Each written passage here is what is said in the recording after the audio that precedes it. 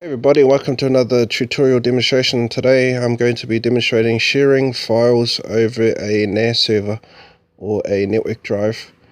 So this can also be seen by all devices that are hooked up to the same Wi-Fi network as this NAS server. So without further ado, let's get into it. So I've done NAS servers in the past, pretty much explaining network storage and how it works and how you can store your files in a centralized location, but I'm going to be showing from how I've set up from a guest point of view. So I'm actually signed in as guest to this server only because I'm running Windows 10, and some of the bugs and stuff they've thinged in the past of Windows 10. I've set my network to read only, so it doesn't wipe my network except for the guest directories, which I will be showing soon. So without further ado, let's get into it. So we're going to go into my documents, and this virtual DJ and this other folder, we are going to be using these folders as examples of copying, and we're going to copy these to the network. So if we select them and then go to copy, and what we're going to do is we're going to place those folders onto a network location. So if we go to the network drive, it's a little bit different than the last setup. There are two additional drives, and I will explain why I've done it like that. So you've got your you've got the Fritz drive, which is the internal hard drive of the modem. You've got the elements, and then you've two elements drives, and then you've got the two My Passport drives. So what I've done here is these folders are actually partitions of hard drives.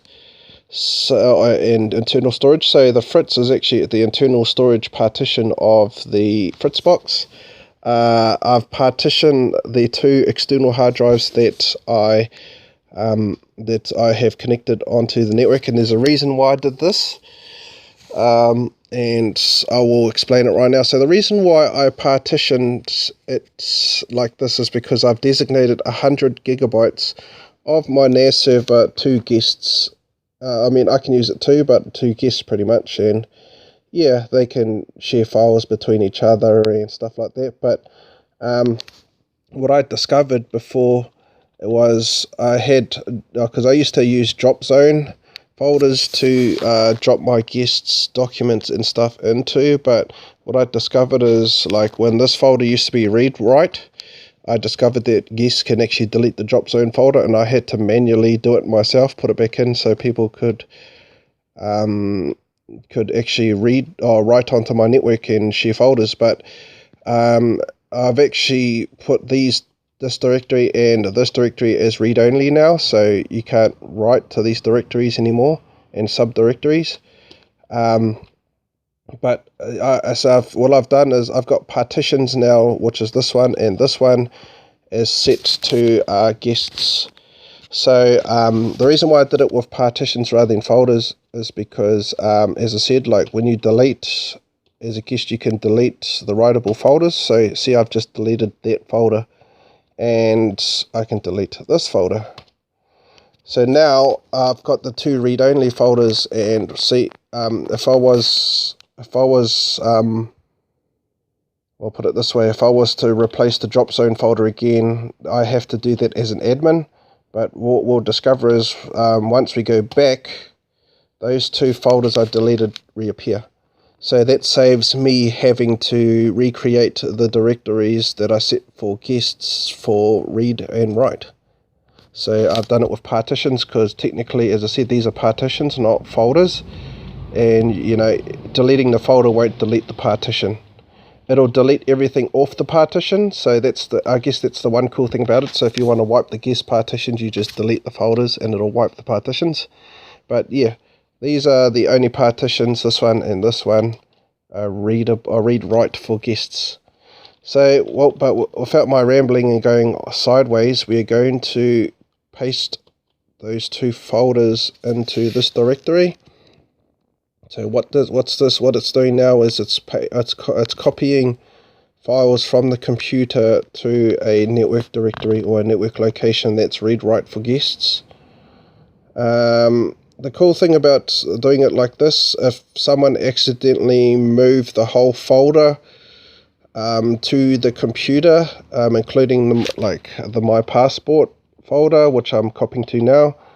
If I accidentally dragged the whole folder to the computer where I was sharing to, it would temporarily delete this folder that's highlighted out of the directory for about a second, and then the NAS server will refresh, because as I said, it's a partition, it's not an actual, these are actually not folders.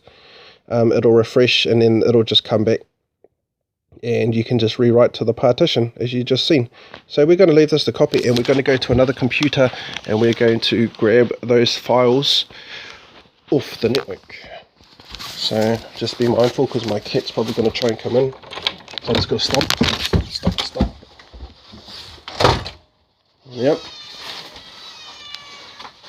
See, here's my cat. So we're going to this computer here.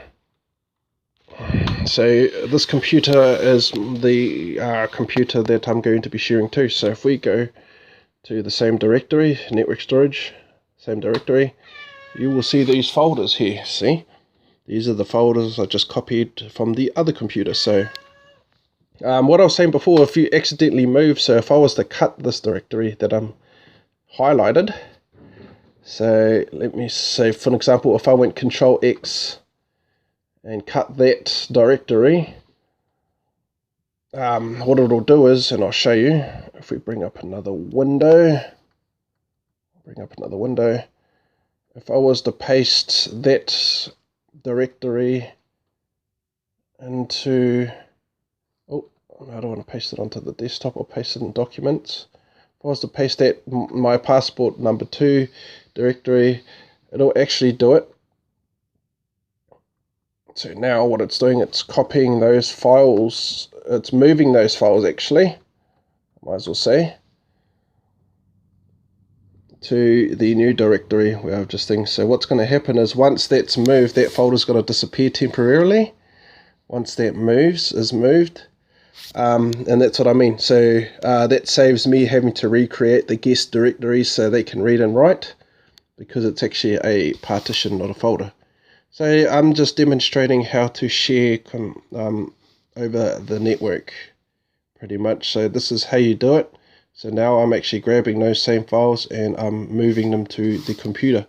So this is a cool solution if you want to, if you want your guests to have designated space where they can share files between themselves.